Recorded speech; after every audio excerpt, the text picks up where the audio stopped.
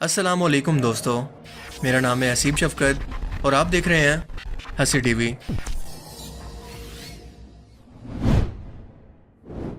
अगर आपको लगता है कि इंडियन सब कॉन्टिनेंट यानी इंडिया, पाकिस्तान, बांग्लादेश की सरजमीनी शिर्क, गुमराही और बिदअत के लिए खुद कफील है तो आप गलत हैं, क्योंकि कई सालों से दुनिया भर से ऐसी वीडियोस हमें सोशल मीडिया पर देखने को मिल रही हैं जिनके अंदर एक औरत को मर्दों की इमामत करवाते देखा जा सकता है, वो भी एक मस्जिद में।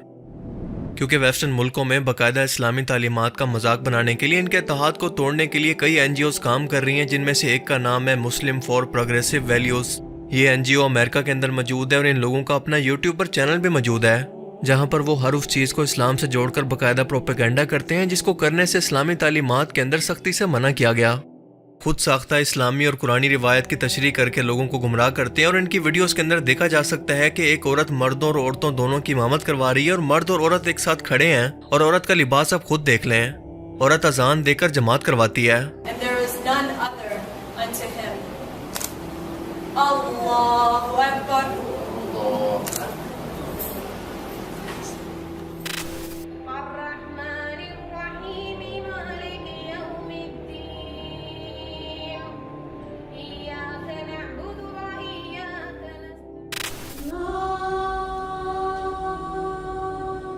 The call to prayer by a woman. ये कौन सा इस्लाम है? ये कौन सी नमाज है? ये मुसलमानों की नमाज है या फिर चर्च के अंदर होने वाली कोई इबादत? दरअसल बात यह है कि वेस्टर्न मुल्कों के अंदर इस्लाम क्योंकि बहुत तेजी से फैल रहा है और इस बात का खतरा पैदा हो गया है कि आने वाली कुछ दहाइयों के अंदर गैर मुस्लिम अपने ही मुल्कों के अंदर अकलियत बनकर रह जाएंगे और मुस्लिम चले जाएंगे मेजॉरिटी में। इसी खौफ में वेस्टर्न हुकूमतें फंडिंग के जरिए ऐसे इदारों को बना रही हैं जो कि खुद मुसलमानों के इत्तेहाद को तोड़कर इन्हें तकसीम कर दें, ये फिरका फिरका होकर आपस के अंदर ही लड़ते रहें और दुनिया में इस्लाम की तबलीग के लिए इनको वक्त ही ना मिल सके। क्योंकि जाहिर सी बात है कि जब भी कोई गैर मुस्लिम इस्लाम से मुतासिर होगा तो इनकी फिरकाबाजी के अंदर इतना कंफ्यूज हो जाएगा कि इस्लाम से मुतनफिर हो जाए, वो कभी हकीकत तक पहुंच ही ना पाए, क्योंकि वेस्टर्न दुनिया के सामने तो इस्लाम का यही चेहरा पेश हो रहा होगा। और बिल्कुल यही वजह है कि ऐसी NGOs को फंडिंग के जरिए टाइम टू टाइम इस्लाम के अंदर ऐसी फिरकाबाजी और मुख्तलिफ किस्म की बिदात को औरतों के हकूक के नाम पर मुतारिफ करवाया जा रहा है। क्योंकि अगर आप इन लोगों के चैनल को विजिट करें तो हर दूसरी वीडियो आपको LGBT के हकूक के लिए मिलेगी, जिसमें कभी तो किसी ड्रामे के जरिए तो कभी कुरानी आयात के सामने बेहुदा किस्म के जोक्स के जरिए इस्लामी कवानीन का मजाक बनाया जाएगा। और ये सब कुछ ये लोग खुद को मॉडरेट मुस्लिम कहकर कर रहे हैं, यानी आज के जदीद मुस्लिम।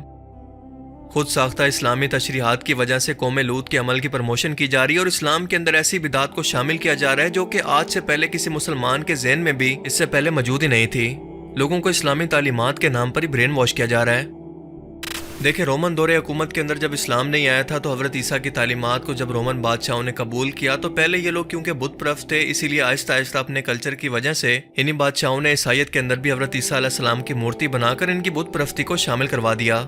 बिल्कुल इसी तरह से हिंदुस्तान के अंदर जब इस्लाम आया तो आहिस्ता आहिस्ता हिंदू कल्चर के असर के अंदर रहकर मुसलमानों ने भी काफ़ी अपनी रसूमात को हिंदुओं जैसा बना लिया, जो कि आज भी मौजूद हैं। मिसाल के तौर पर इस्लाम के अंदर निकाह के अलावा मेहंदी, उपटन, बारात, जहेज, लाल जोड़ा, सिर्फ एक शादी का कॉन्सेप्ट, ये सब की सब हिंदुओं की रस्में हैं। और आज के टाइम के अंदर आप देखते हैं कि ये सब हमारा कल्चर बन चुका है, हालांकि इस्लाम की असल तालीमात के अंदर इनका कोई जिक्र मौजूद नहीं।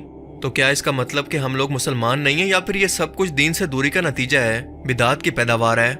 बिल्कुल इसी तरह से वेस्टर्न मुल्कों के अंदर रहकर गैर मुस्लिम जब भी इस्लाम कबूल करते हैं तो क्रिश्चियनिटी के असर में होने की वजह से जैसे ही वो सब मिलकर चर्च के अंदर एक साथ मर्द और औरत पहले इबादत किया करते थे, बिल्कुल वही अंदाज बिदत की सूरत इन लोगों के ज़हन के अंदर भी दाखिल किया जा रहा है कि इनके ज़हन इसे जल्दी कबूल करेंगे, क्योंकि वो इस सब के पहले भी आदी रह चुके हैं। वेस्ट की ये औरत क्योंकि आज़ाद माशरे के अंदर रह चुकी है और जब इसे ये बताया जाएगा कि औरत भी हर वो काम कर सकती है जो कि इस्लाम के अंदर मर्दों के जिम्मे है, तो इसे कन्विंस करना आसान होगा और यूं वक्त के साथ साथ ये बिदतें इस्लाम का कल्चर बन जाएंगी, जैसा कि इनकी शुरुआत हो चुकी है। हालांकि इस्लाम में औरत की हुक्मरानी और इमामत जायज़ नहीं है और इसकी वजह यह है कि औरत का जिस्मानी तौर पर कमज़ोर होना, मुशक्क़तें बर्दाश्त ना कर पाना, गैर महरम मर्दों से इसका पर्दा होना और मर्दों का इन पर हुक्मरान होना है। और हुक्मरान का मतलब ये नहीं है कि वो औरत पर हर तरह से अपना हुक्म चलाता फिरेगा, बल्कि इसका मतलब ये है कि औरत की तमाम तर जिम्मेदारी इस मर्द के कंधों पर है। औरत की तमाम जिम्मेदारियों को पूरा करना इस मर्द की जिम्मेदारी है।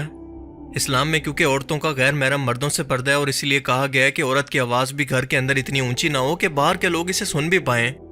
اور جب ایسی عورت مردوں کے ساتھ مل کر امامت کروائے گی تو اس کی آواز سے مردوں کو وہ اٹریکشن محسوس ہو سکتی ہے جو کہ اللہ نے نامحرم عورتوں کے ساتھ رکھی ہے. تو ایسی نماز میں انسان اللہ کی عبادت بھلا کیسے کرے گا؟ کیا اس مرد کا دھیان اللہ کی عبادت کی طرف ہوگا یا پھر اس عورت کی طرف؟ وہ اللہ کے گھر میں بھی اپنی نظروں کی حفاظت کیسے کرے گا؟ جبکہ عورت عورتوں کی جماعت کروا سکتی ہے. اور اسلامی تاریخ کے اندر ایک بار ایسا واقعہ ہوا کہ رسول اللہ صلی اللہ علیہ وسلم نے ایک عورت کو اپنے گھر والوں کی امامت کا کہا.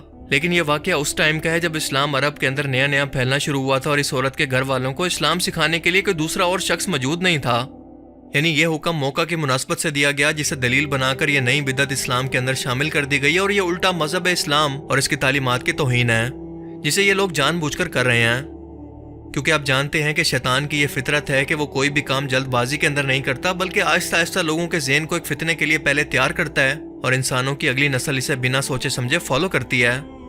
لہٰذا اگر ان موضوعات پر ہم نے اپنی اگلی نسل کو ایجوکیٹ نہ کیا تو یہ بڑھتے بڑھتے باقاعدہ ایک نئے فرقے کی شکل لے لیں گے. نماز میں دعا مانگنا کہ اللہ ہمیں ان کے راستے پر چلا جن پر تو نے اپنا کرم کیا، لیکن اس کے باوجود وہ کام کرنا جو کہ اسلام کے اندر سختی سے منع ہے.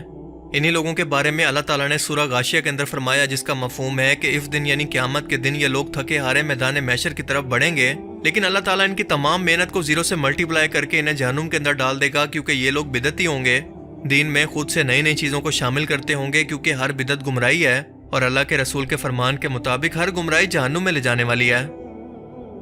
ایک مسلمان کیسے LGBT کے حقوق کی بات کر سکتا ہے کہ اللہ کی تخلیق کو بدل کر اسے چیلنج کرے؟ اسلام جو ہمیں موڈیسٹی یعنی شرم و حیا کا درس دیتا ہے، اس کی مخالفت کے اندر ایسے لباس کے اندر عورتیں مردوں کی امامت کروائیں، یہ اللہ کے غضب کو دعوت دینا نہیں تو اور کیا ہے؟ اللہ پاک فرماتا ہے کہ ایسے لوگوں کو جہنم کی جلتی ہوئی آگ کے اندر ڈالا جائے گا اور ان کو پینے کے لیے کھولتے ہوئے چشمے کا پانی پلایا جائے گا اور ایک خاردار جھاڑی ان کو کھانے کے طور پر دی جائے گی، یعنی سخت قسم کا عذاب ہوگا.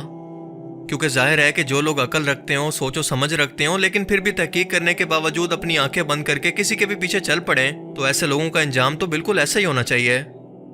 ان بدعتی لوگوں کو یا تو خود کو مسلمان کہنا پڑے گا یا پھر غیر مسلم، لیکن یہ لوگ درمیانی راستہ نکالنے کی کوشش کر رہے ہیں جبکہ اللہ پاک فرماتا ہے کہ اے ایمان والو پورے کے پورے اسلام کے اندر داخل ہو جاؤ، یعنی درمیان کا کوئی راستہ نہیں. لہٰذا اس طرح کی جماعت کو LGBT کی جماعت تو کہا جا سکتا ہے، نہ کہ مسلمانوں کی جماعت، اور نہ ہی ان کا اسلام سے کوئی تعلق ہے.